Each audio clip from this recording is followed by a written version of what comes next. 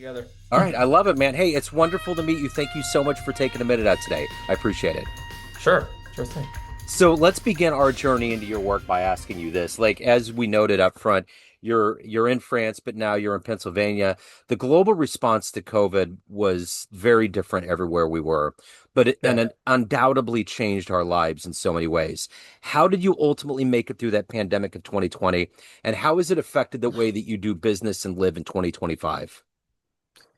Good one. The first thing I'll note is that I had started my business, Pathfinder, at that time had already been around for like 4.5 years, and we had always been a remote team. So the fact that COVID came and everyone suddenly was very hip to the concept of remote was not really much of a system shock for us. It was like, well, we'll just continue doing what we've always done. There's no big, corporate structure we needed to wrangle that was like, oh, everyone has to work from home and now we have to buy everyone computers and figure out a password manager and a VPN system. Like people were already doing that stuff. We had already had all that stuff in place. So that part was easy. What really changed is that e-commerce exploded. So we basically saw 2 to 3 years of growth in a couple months. There was like a step change very quickly. So we needed to actually hire more people and scale up. So I was kind of like fortunate during the COVID years, as strange as that is to say, because Amazon and e-commerce generally exploded. So that was the part that was actually difficult to deal with. And there was something related to that, which is people thought that post-COVID, like the growth would continue like this. And so many clients we had and software partners we work with, they were all kind of prepared for a future where that step change of growth that happened during COVID continued. But in reality, it did not. It did not continue. Things reverted to the mean, and we saw like a decline actually in like team members on my side, Yeah. client interest, e-commerce adoption. People went back to stores eventually, and that's even more true, I think, in Europe where they're a little bit more traditional and old school over there in some ways. And in the US, we're like very hip to like e-commerce and stuff. Like we're really fast to adopt these things. Yeah. But in France and Spain and Italy, I mean, yeah, sure. COVID certainly accelerated e-commerce there, but they also everyone went back to, in-store shopping. So So let's dig into what you're doing with Amazon. Most people understand Amazon as being the easy place to buy something and yeah. almost just as easy to return. But there's a lot of things in between that people don't realize. So let's get to the heart and soul of your work on a daily basis. I'm going to put you in front of 12-year-olds. It's career day. And the kid that's curious in the back of the room is like, hey, what do you do for a living? How do you answer that child? That's great framing. I love that. It's like the explain like I'm five. Right. Yeah. So for 10 years, I ran a company called AMZ Pathfinder. I started in 2015. I sold it to my business partner at the beginning of this year, 2025. And for 10 years, essentially what I did is used a series of advertisements and put products on Amazon in front of people that were searching for them by paying Amazon to make them appear. So they call it sponsored ads or promoted products. And there's a lot of different ways to do that. Some of them are videos, some of them are like images, like lifestyle images. Some of them are just purely, here's our product. You searched for cheese grater. Here's a great cheese grater for $17. Look how great it is. Here's all the features. Yeah. And so that is actually what most people call retail media. So media in this definition means advertising. So Google ads or billboards you see along the highway, that's media, that's advertising, paid media. But retail media is I have a retail or I am a retailer like Amazon. I sell things from my own warehouses that are our products or are introduced by other people who are third-party sellers, and people will pay for promoted slots and privileged spaces on the Amazon ecosystem. So like many things these days, if you have the eyeballs, you have the valuable nexus of traffic, and that's how like Facebook makes their money, how Google makes their money. Probably the best business model ever created in the history of the world, Google advertising, and a lot of companies have followed. Amazon now is like 75% of retail media spend in America. So they still are the 600-pound gorilla in the room. And so basically myself and many other people are in this Amazon advertising space, and we're all the ones who are managing those ads. And shoppers like you, shoppers like me, we go in there, we buy stuff. Sometimes you click on an ad if it looks relevant. Sometimes you don't. But yeah, this is how you have to play the game. And it's wild how all of those ads kind of in a weird, creepy way, like a ghost is following you around, knows what you're doing online. You know, all of the cookies, all of the preferences. It just, I hear people say that all the time. Like, I was just thinking about this.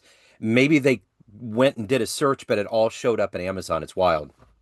Or I just said something to my wife in front of my phone, and then all of a sudden the next day it's asking me about ice makers Yes. and refrigerators. Yeah. Because all these AI devices are around us all the time, you know, Yeah. and it's picking up. So it's definitely Orwellian. It's very, very weird, man. Well, I'll push back on that a little bit, Joe, because what I've done for many years is keyword-based search intent advertising. So if you search for red tennis shoe, I have a pretty clear idea what you're looking for, right? Yeah. Yeah. But you could also make an argument that like if someone's searching for a tennis shoe, well, I don't know what color, I don't know what size, I don't know what brand. So then I need to hit you with different ads to like basically kind of figure out and determine what you Yeah. want, see what you respond to and how you move through. And I'm not going to say Amazon is like the bastion of privacy that like I think Apple is. They're pretty good at like customer consumer privacy, but um, Amazon with their data anonymizes everything, and it's very hard for me as like an advertiser. It's impossible actually for me to be like, oh, I know this is Joe. Like I know he lives at XYZ, Elm Street, 123 Elm Street. I can't get that kind of information. It's Sure. it's anonymized, it's aggregated data. If I want to target people, there has to be a minimum group target size to make sure that it's everyone in there is obfuscated. So Amazon's pretty good on the privacy front with advertising. I will give them credit for that. I don't know if they're as good on the privacy side when it comes to storing your data for Alexa or knowing what your shopping history is, but that's the retail side. I don't deal with that. So let me ask you this before we depart the 12-year-old land, when you were that age, what did you want to be when you grew up? Oh, probably like a specialist in reptiles and turtles or something like that. I Okay. was really into like lizards and turtles, and Steve Irwin was my hero, the crocodile hunter Oh guy. yeah. Uh-huh. Yeah, yeah. Big fan of him. I still follow his son on Instagram. He's doing great work down there in Australia. They're still killing it. Oh yeah, yeah. But yeah, I was really into that stuff, and I still have a lot of interest in birds. I'm like pretty into birding. I do a lot of cycling, but yeah, not so much reptiles anymore. So my wife found me one of those brown shirts they wear at a thrift store. So I've been Nice. wearing it lately and I go out and I can just see people are kind of like, are you from a zoo? It's like it's just it works. Like the Well, you perfect. have to mix it with the really short shorts too, Joe. That's That's the real. right. I gotta get out there. My Richard Simmons meets Steve Irwin kind of thing. Yeah, totally. That's quite the look. Oh Yeah. my God. I don't know if I can pull it. It'd have to be Halloween. That'd be the only way I could do it. Oh, that could be good. Yeah, you get a little stuffed crocodile. Yeah. That's what I'm saying. Exactly. So let me ask you this. Take me back to where you were born and raised, and what were hmm these foundational elements of entrepreneurship, technology, and I mean, even going overseas to Europe. I mean, that's a Yeah. big thing most people don't do. What is this adventure technology? What are these things that have been embedded in you that have evolved into who you are today? Yeah, sure. So to kind of back up, I mean, I am from Pennsylvania, and I'm actually speaking to you from my childhood bedroom now because I'm visiting my parents in Pennsylvania. I still live in France full time. It's been about 8 years now, and I will be going back there in a few weeks. But I, kind of like grew up a pretty normal, like middle class family here in Pennsylvania, and school was not really my thing. Yeah, I managed to make it through, but like I was the kind of kid that was much more focused on like being outside, running around, doing sports, being social. Not so much like sitting and being quiet at school. I had two uncles that are both entrepreneurs and business owners. My dad owned his own business for quite a while too, until he retired just a couple of years ago. And so that was really something that was kind of already in the air and in the family. And I was really into computer nerd stuff when I was a teenager. I was always building computers for other people and setting up networks. I went to school for IT. I worked in IT for a while, and so online advertising is something I got into in I think 2012. I had an internship at a marketing company doing B2B Google ads and stuff, and it really appealed to me mostly because of the psychological side of it. The number side is fine, but I really enjoyed the psychology behind all of it and that side of marketing. So when a couple of years later, I was, still working in that field, I learned about Amazon and Amazon advertising. I had a friend that was actually selling on the platform, and he told me, "Hey, there's ads like on here," and I was like, Amazon has ads? It sounds so dumb. And then I took a look at it and I started running campaigns for him. And at that time, we were able to pay. anywhere from like 5 to 7 cents US a click. And then his product was $89 and he would get a sale after like 10 clicks. I was like, this is insane. This is like the best. This is like a money printing machine. This is crazy. Yeah. So I immediately started doing a lot of work with other people who were doing selling on Amazon and what at that time was called like FBA. It was very hot. A lot of people were doing this fulfillment by Amazon model for business and just picked up clients on Facebook groups and made referrals and local references and started to pick up the business that way and started to hire in 2016 for part-time and then full-time team members. I remember when Google came out, and this may date and age me, but it was around 98. My good friend Cato, he tends to have a sneaky nature because he's named after Inspector Cato of Pink Panther. He was like, "Dude, come over here. I'm going to show you something." And he pulls up this screen. It's all white, but a Google on top. And he said, "Just put whatever you want in there," and it all comes back. And we're just like, "Wow, how is that happening?" So flash forward a couple years later, I walk through the room and 60 Minutes is on, and Sergey Brin and Larry Page are on there, and I always wondered because it was an infantile notion at that point. Mm, Advertising wasn't as globally recognized. I'm like, how do mm, these guys make money? And those guys totally opened up the box to how they do advertising.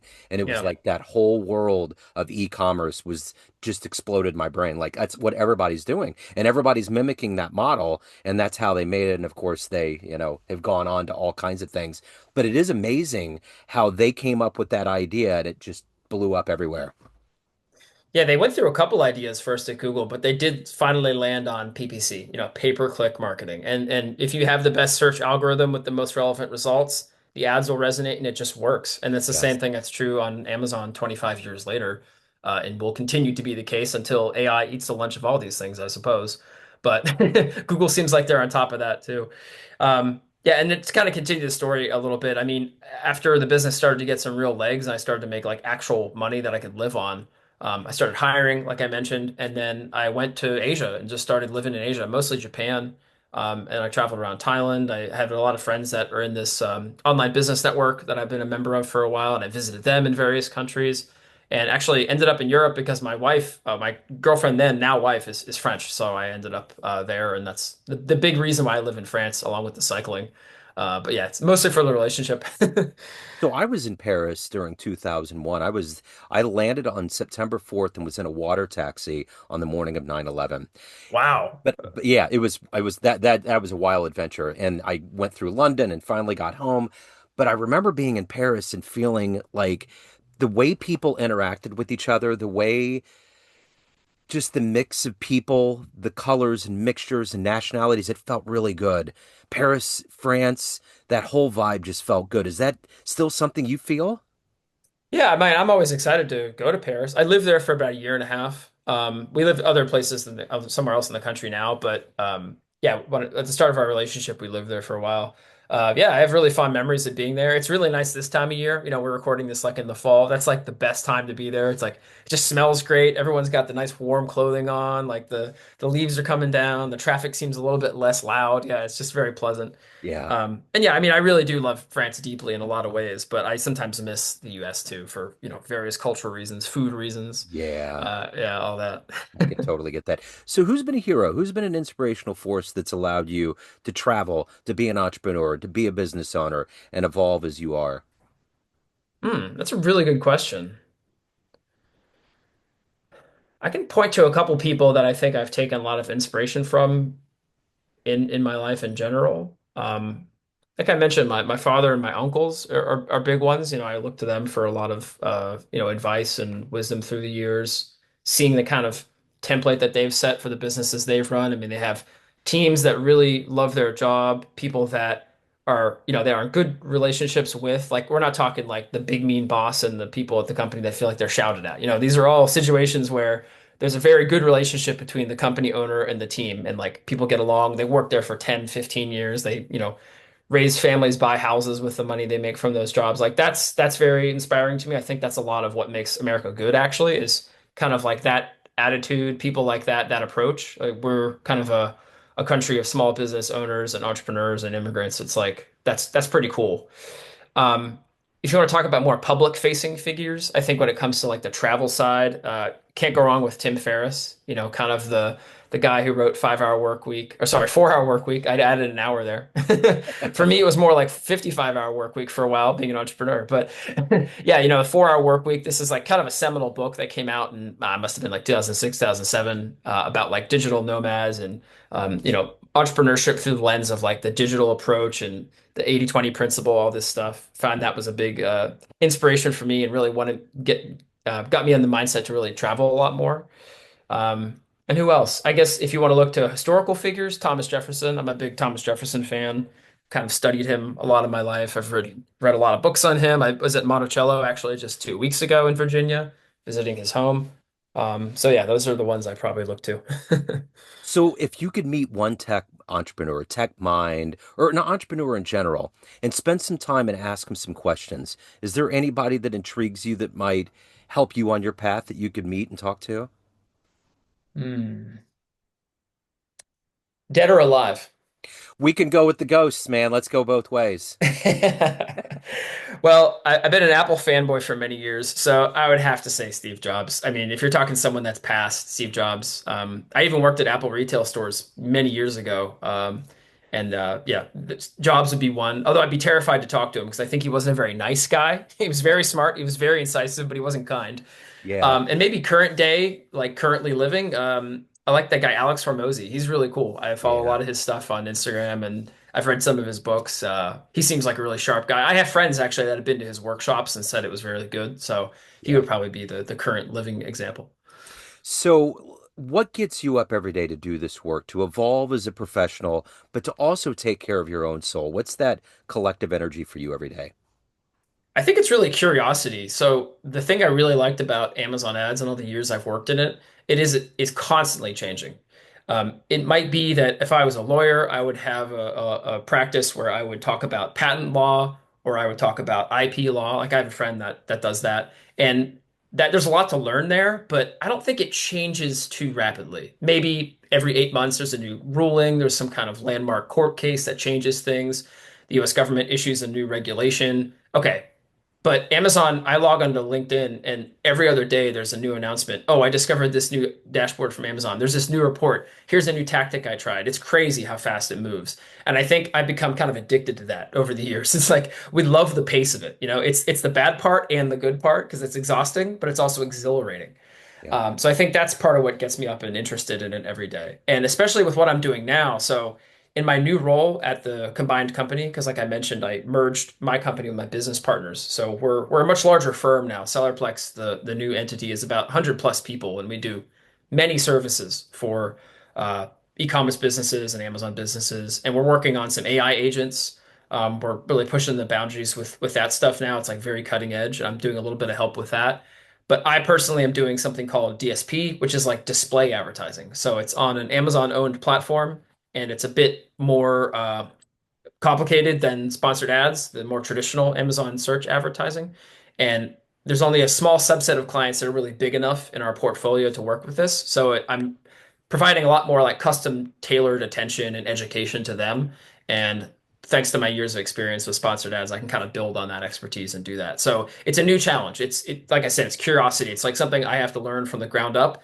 And you have to kind of say, well, here, I'm a pro at this, but I'm actually crap at this. So I have to bring my mindset back to here and treat myself like a beginner and be humble enough to learn and then just progress, go up the ladder. And so Excellent. it's that climb and that kind of humility I have to assume, in the new role that I think is exciting for me right now. So let's say you walk into a room of everybody that knows you in a professional sense, anybody you've worked with, vendors, clients, anybody, and you could swim through that group of people and go to a podium and tell them one fun story. Maybe the first concert you went to, the first time you traveled to a magical place, jumping out of an airplane, outrunning a bear, just a fun story that would humanize you a little bit to this group of people that know you in a professional sense. Huh. Okay. Well, there's actually one that comes to mind, which is kind of a bit of an odd story. But Yeah. in 2012, I rode my bicycle across the U.S. I went from Pennsylvania to Seattle. Wow. It took me 3.5 months. I did it with a good friend of mine. And we would stop in some cities for a couple days just to hang out and chill and people we knew and family members and stuff.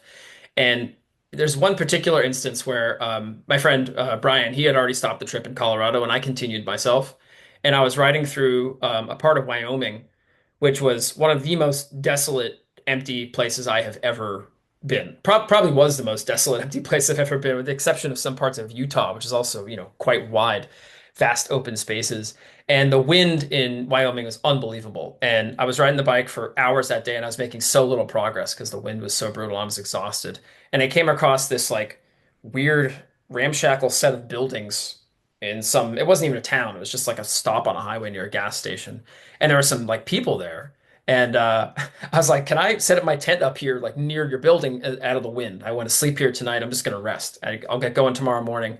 And they're like, yeah, sure. Even better, you can stay in the building here. I was like, oh, cool, cool, thanks. And I ended up sleeping in this like like ramshackle old like gas station that had been converted into a pottery studio.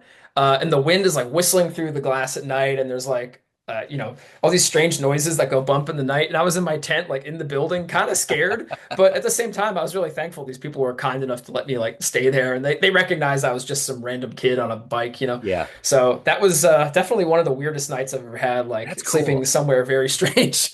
That's like such a great visual that like I'm building in my mind. It's like listening to a good audiobook. That's fascinating. So let me ask you this. Of everything that you've accomplished and evolved to at this point in your life, what are you the proudest of?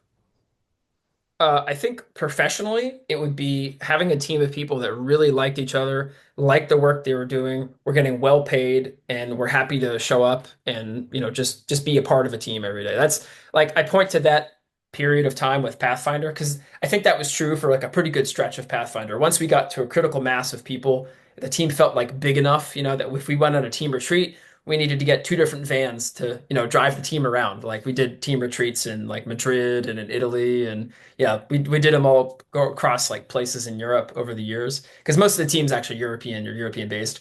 And so yeah, I think I'm like really proud of that. That was something I look back on and think like, damn, I built a seven-figure business, but also had a team that actually liked each other, liked me, liked the work, was paid well. Like that's that. What more can you ask for, really? It's pretty great. So quite Absolutely. happy with that. So let me ask you this. Everyone has a perception of you, family, friends, clients, colleagues, everyone that knows you, but you run the show. What's your Mm. perception of you? Who do you think you are? We're getting really psychological now, Joe. We, I we're don't this is know. therapy time. Yeah, yeah. My perception of me, I don't know. I think I need to improve my French level. That's my first thing that comes to my mind. Because I'm working on my visa status for France. So you want to get your visa, so you got to have a high language level. I think I'm a little bit lazy with things like that. I lack some of the discipline to follow through with those things. I'm someone that's very much led by excitement and curiosity, and something gets a bit boring, I start to lose interest in it. So Yeah. I think that's maybe a character flaw, if anything. But it also has led me in a lot of interesting places in life because I followed the curiosity. So I think that's my self-perception. Work on the discipline, work on that kind of follow through, but maintain the curiosity. So if anybody wants to reach out, they have questions, they want to learn about what you're doing, get involved with your business Mhm. model, where's the best place for people to go? Yeah, sure. I have a personal website, which is just brent.bike. So like you put .com, it's .bike. Yeah. So if you put that in a browser, it will work. And that'll take you to my LinkedIn, like the Sellerplex website, places where you can like find my email and stuff like that. That's like my one-stop shop for everything that I'm on. I'm a biker myself. That's awesome that you got that. You got that secure. That's quite a You might be able to get it, man. If you could look up joe.bike, I think it was $35 a year for the domain, which is like okay. doubly expensive like a normal domain, but still it's not that bad. Yeah. No, that's a Yeah. drop in the bucket for something novel Yeah. like that for sure. Well, Yeah. man, this has been wonderful. Thank you so much for taking a minute out. Best of luck. Happy travels back to France. I appreciate your time today, man. Thanks, Joe. Really appreciate it. Thank you.